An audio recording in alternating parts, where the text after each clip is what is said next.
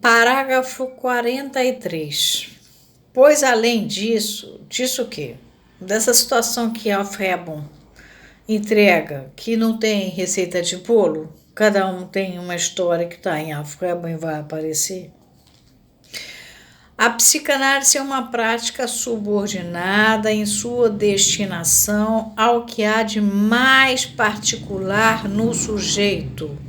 Não é psicologia, nem psiquiatria. E quando Freud enfatiza isso, a ponto de dizer que a ciência analítica deve ser recolocada em questão na análise de cada caso, abre parênteses aqui, Lacan, vide o homem dos lobos, passim, quer dizer, aleatoriamente, desenrolando-se toda a discussão do caso com base nesse princípio. O Homem dos Lobos, ele está editado como História de uma Neurose Infantil em 1918, no volume 17, embora ele seja um texto de 1914. Leiam, é muito importante O Homem dos Lobos, porque ele mostra suficientemente ao analisado a via de sua formação. Dentro do Homem dos Lobos, você vai ver que cada caso é um caso. O Homem dos Lobos é absurdamente singular. Bom, continuando, o analista, com efeito, só pode enveredar por essa questão da análise de cada caso um caso, ao reconhecer em seu saber o sintoma, sim, mas pictus, o que vem junto, o que aparece, né, o que surge, de sua ignorância.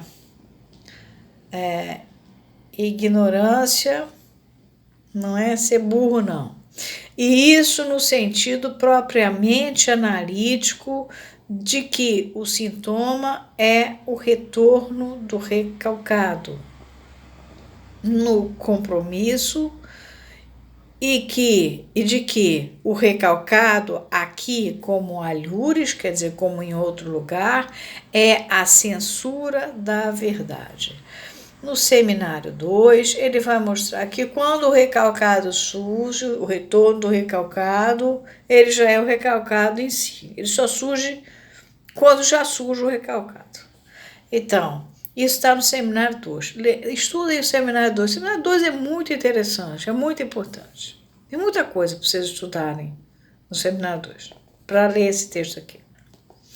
A ignorância, de fato, não deve ser entendida aqui como uma ausência de saber. Por isso que eu falei que não era uma burrice, uma ignorância no sentido de não sabe. Mas, tal como o amor e o ódio, como uma paixão do ser. É uma paixão por ser ignorante. Porque ela pode ser a semelhança deles, do amor e do ódio, uma via em que o ser se forma. Isso ele está tirando de Nicolau de Cusa, que fala na dor da ignorância, na paixão pela ignorância. Nicolau de Cusa era um cardeal, ele viveu de 1401 a 1464. Ele dizia que ignorando o que há, a gente torna-se conhecedor da profunda e suma verdade do universo. Ele influenciou Giordano Bruno, Spinoza e Hegel. Esse camarada é muito importante. E é daqui que Lacan vai tirar a paixão da ignorância. Não tem nada a ver com ser imbecil.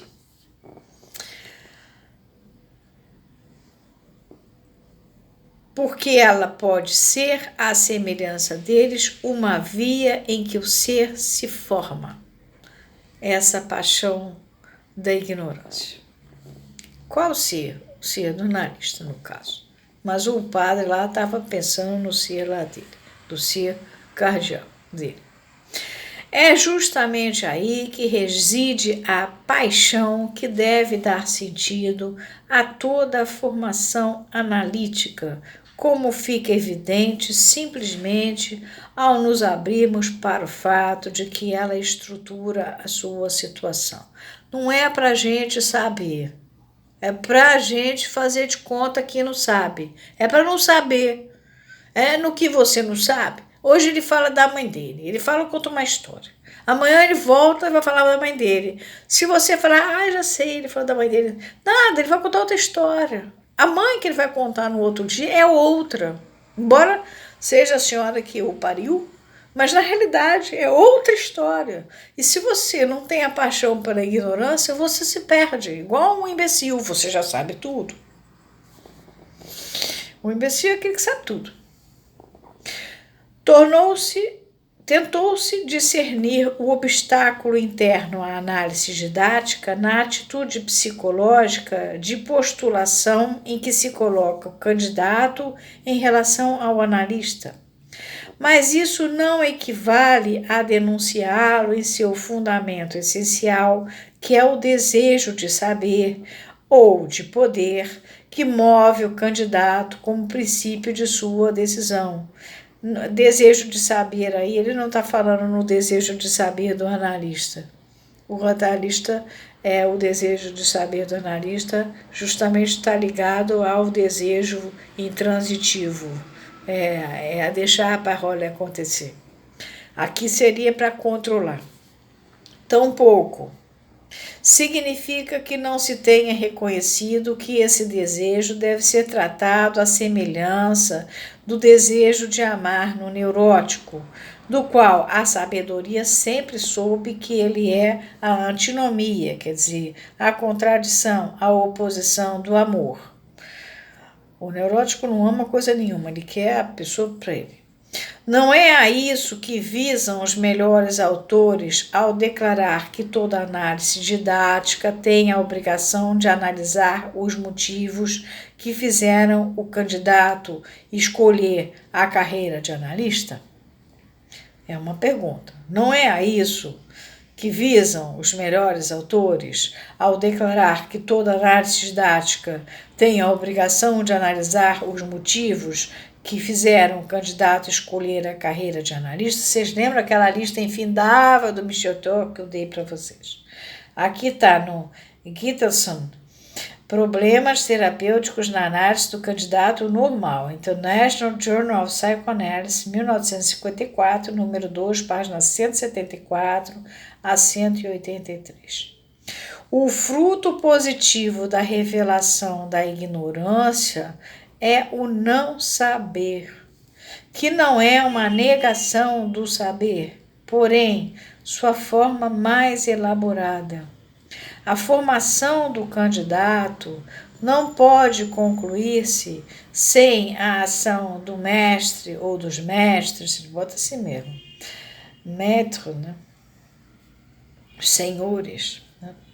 Que o formam nesse não saber, sem o que ele nunca será nada além do que um robô de analista. Então, o verdadeiro maître, o verdadeiro mestre no sentido do mestre Zen, Lacan pega o mestre Zen, é o que vai ensinar o analista a aprender a essa adulta ignorância, a não saber, a saber não saber, porque é assim que ele deixa de ser um robô de analista. Vou parar aqui.